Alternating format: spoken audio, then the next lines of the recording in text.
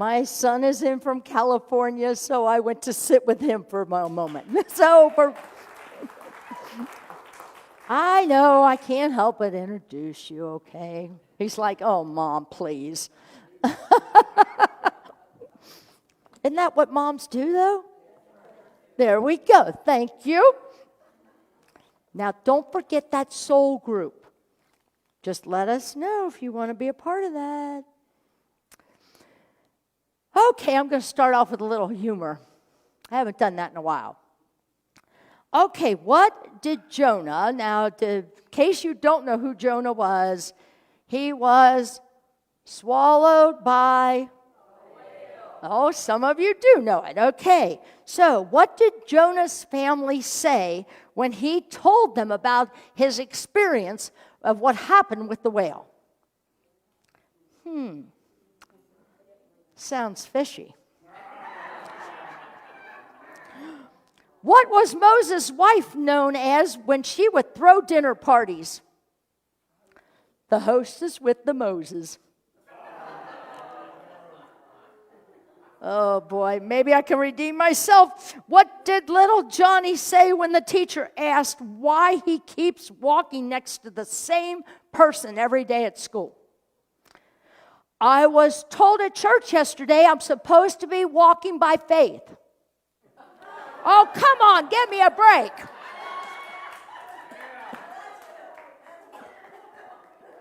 It was all I could find. Gee.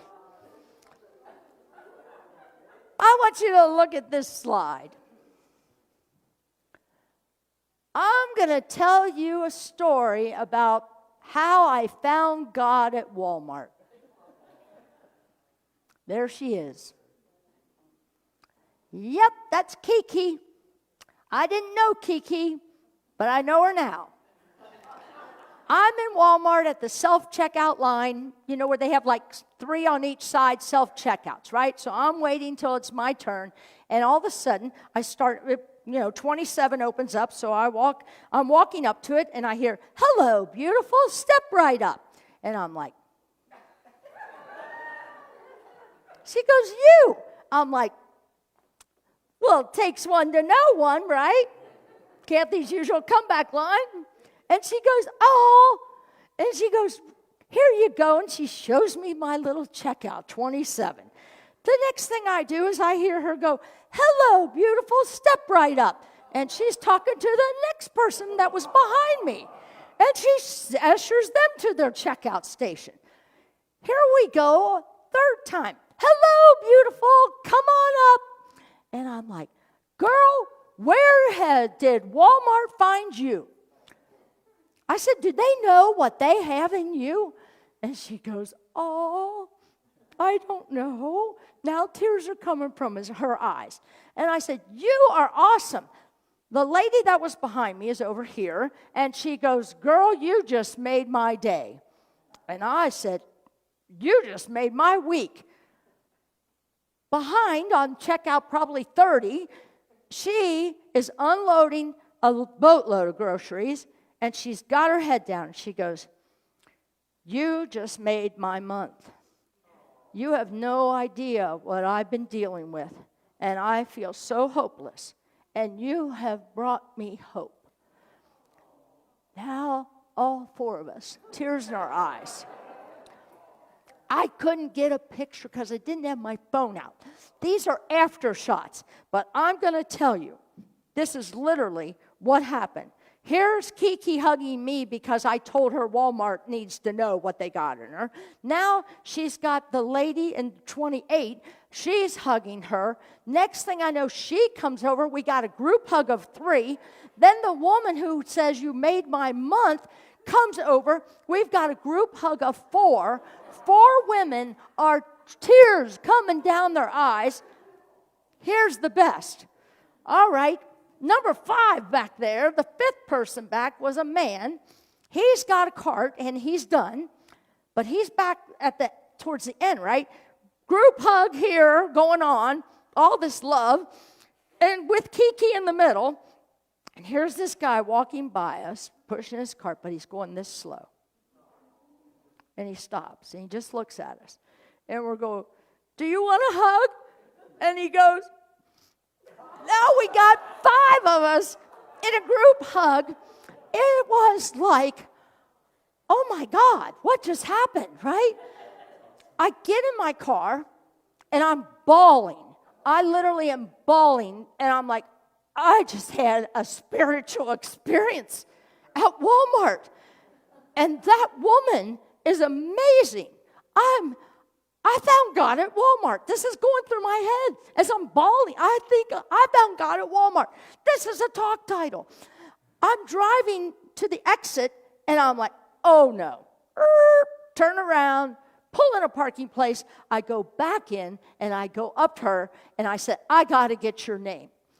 I don't even have her name over there. When she grabs me, hugs me, I said, I want to take a picture of you, of just you. Oh, no, she wasn't having it. She wanted to take it of us, all right? And then I'm getting her in action, and I said, girl, I'm titling my talk title after you and this experience you created. I found God at Walmart. Oh, here comes the tears again. I go to the, customer service, and I said, I want to speak to the manager. Because, if you just tell the people working at customer service, it may never get to anybody. And they're like, well, she's in the back room. I'm like, I'm going to wait. Can you go get her? And so they did. And I said, she goes, you're the 3rd person that has come up to tell me about Kiki today. We got to do something special for her. I even went further. I got home, and I Channel 9 News. And I said, this is a heartwarming story. You need to go check out Kiki at the Walmart at 275 or Ronald Reagan and Coleraine. That's how she affected my life and so many others.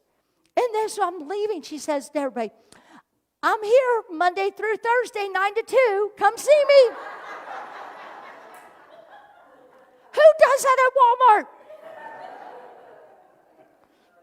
Telling you. Coleraine Avenue, Ronald Reagan, 9 to 2, Monday through Thursday, at the self-checkout, go see Kiki.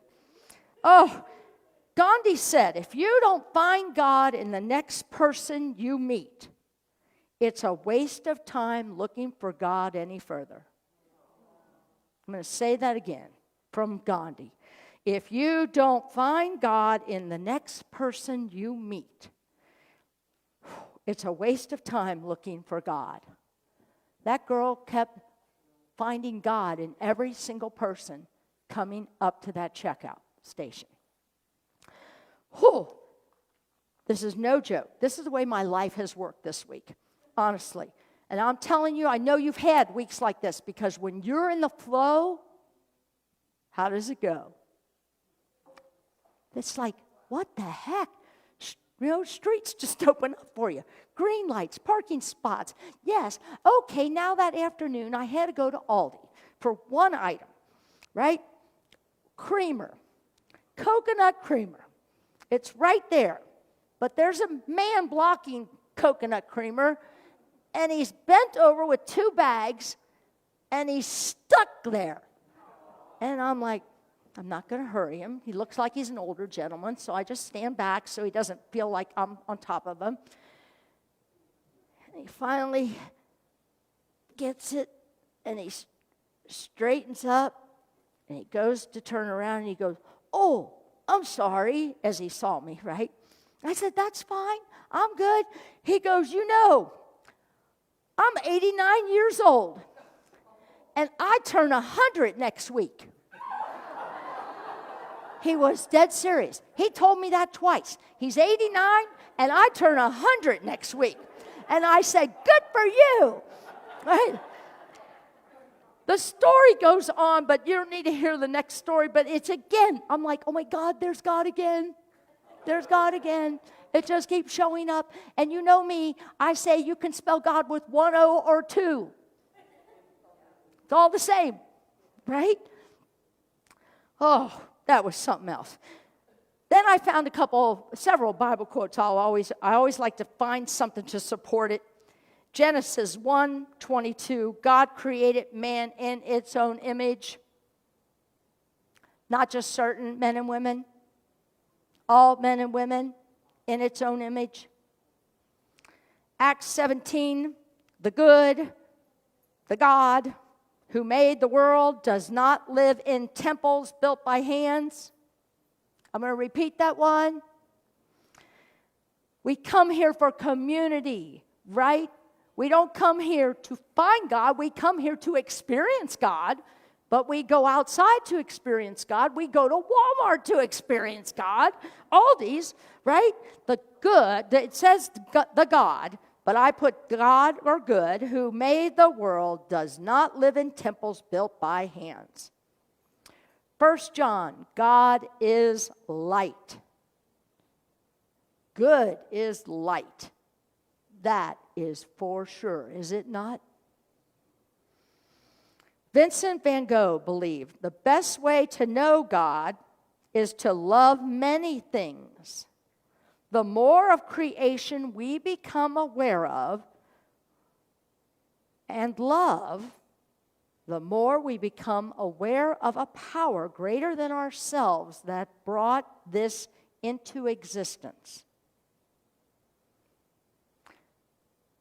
And I texted my son this morning because he is so adventurous. And if it's got adventure, he's all about it. And some of those times I don't even want to know the adventures he's on because they scare me to death. And he, of course, posted on Facebook, and I'm like, please stop. Please stop. I don't want to see that you're up, I don't know how many thousands and thousands of feet on a cliff, right? No. But that's him. He loves it. He's scuba diving now. He lives in California, and he was saying, where else in the world can you go skiing one day, go scuba diving the next? I mean, go sand surfing. I mean, everything is there.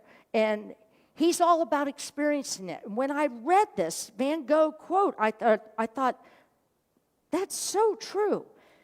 The more of creation we become aware of and love, the more we become aware of a power greater than ourselves that brought it into existence. You know, has anybody been reading lately what they're finding from all of these waters receding? It's so interesting. Receding waters in China's, I don't know if I'm pronouncing this right, Yangtze River, uncovered 3 Buddhist statues. And human bodies and sunken ships have turned up in Nevada's Lake Mead. And now a severe drought in Texas has revealed 113 million-year-old dinosaur tracks. 113 million years. It's unfathomable, isn't it? You know, I'm going to go share a story out of the quest again, but I feel like it has to do with, where you can find God and how we find God, the good. It's a familiar story about infants who are raised in orphanages or similar institutions tend to be more lethargic, smaller in stature than normal, and have weaker vital signs than babies. They are given physical necessities like food and drink and medication if needed, but these are not enough to keep them well. However, if someone holds and caresses these children, rocks them in their arms, and as often as possible gently talks to them and loves them, suddenly the children begin gaining weight at a normal rate, and their health and mortality rate is drastically improved. Most of you have heard about that, right? Okay. The amounts of love, and the love was the medicine that was released, the natural hormones and enzymes needed for growth and health is what science would say is proven that that's what caused the baby's health to improve. But as spiritual beings, and that's what I love about this, as creations of God, we are whole and complete, and therefore nothing has to be added to us, only released from us. Love must be released. Stay with me here. This is a little bit of a stretch, okay? So if you reflect on that story of children in orphanages, spiritually, we can come to a different conclusion, that the children become healthier not because so much that they were loved, but because they were given the opportunity to love. Think about that. They were given the opportunity to love, and that's a crucial difference. Love was not given to them, it was released from them. Whew. I was thinking about Kiki in that checkout line. And you would have said she was giving us all love, but what she was doing is giving us permission to express love. Oh, man.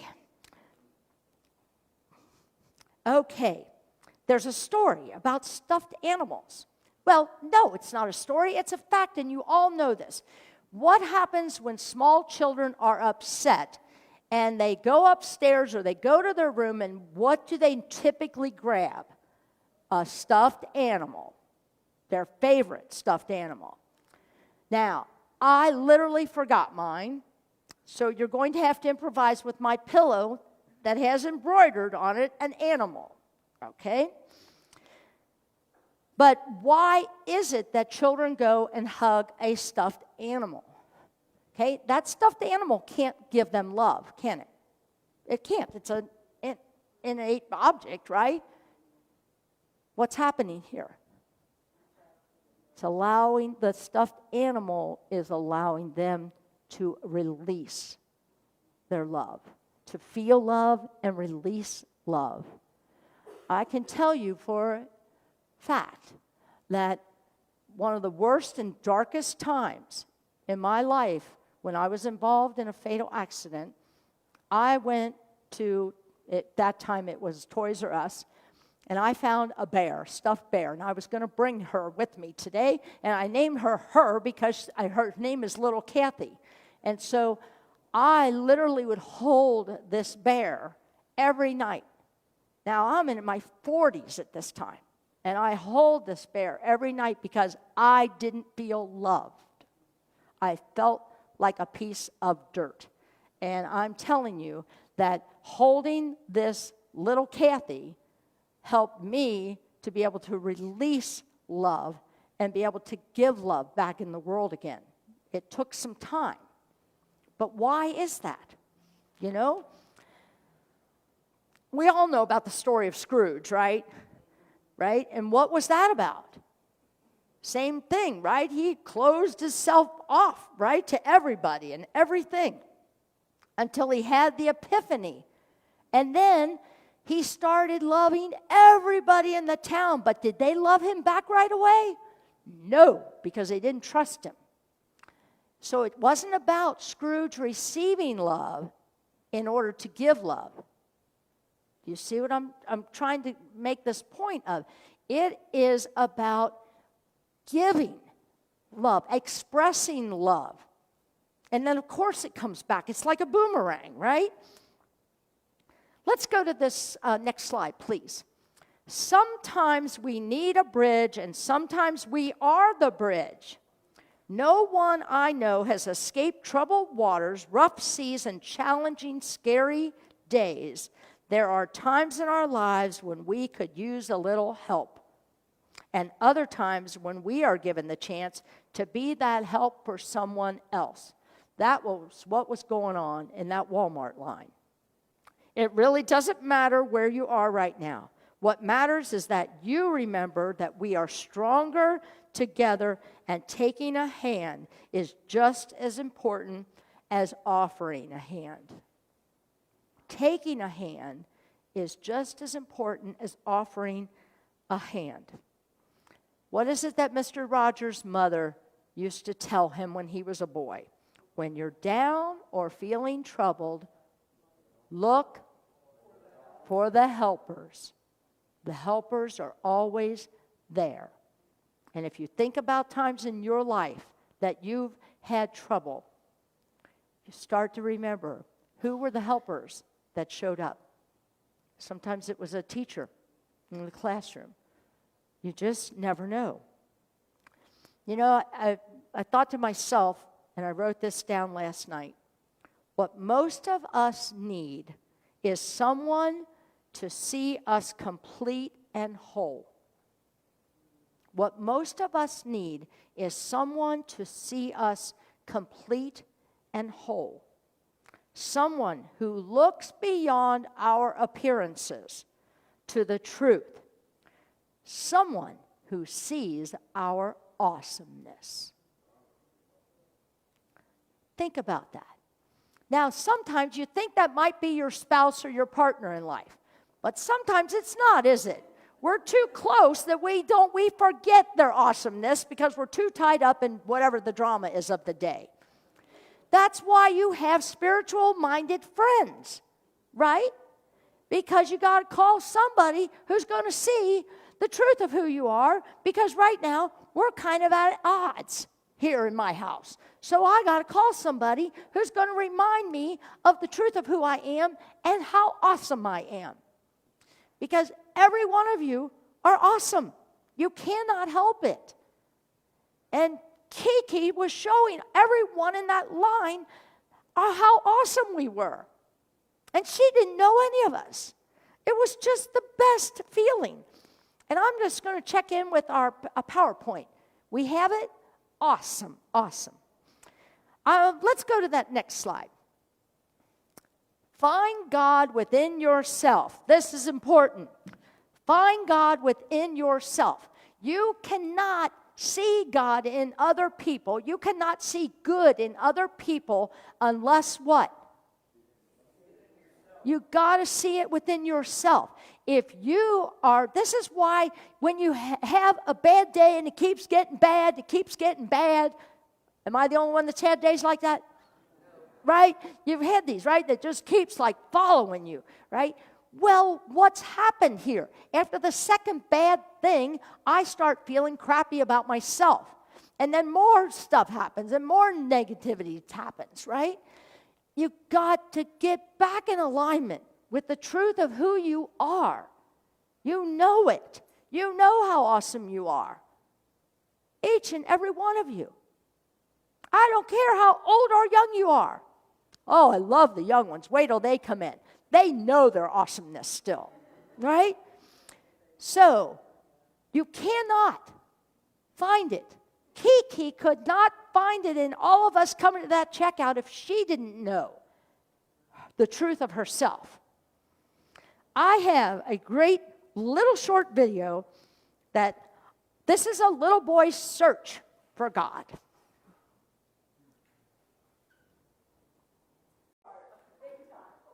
Like, what a closure for this talk today. You never know, do you?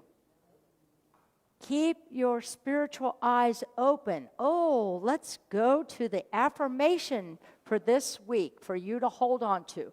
If you want to take a picture of it, please do, so that you will remember. This is an affirmation for you to hold on to this week.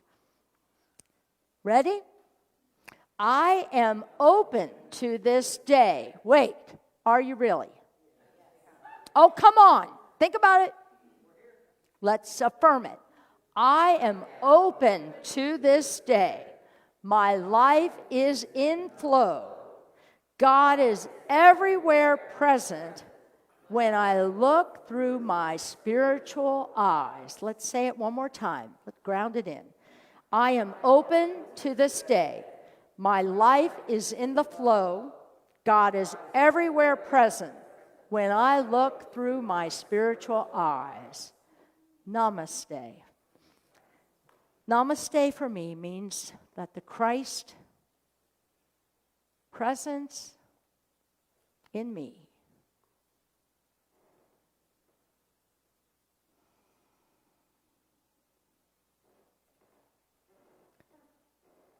truly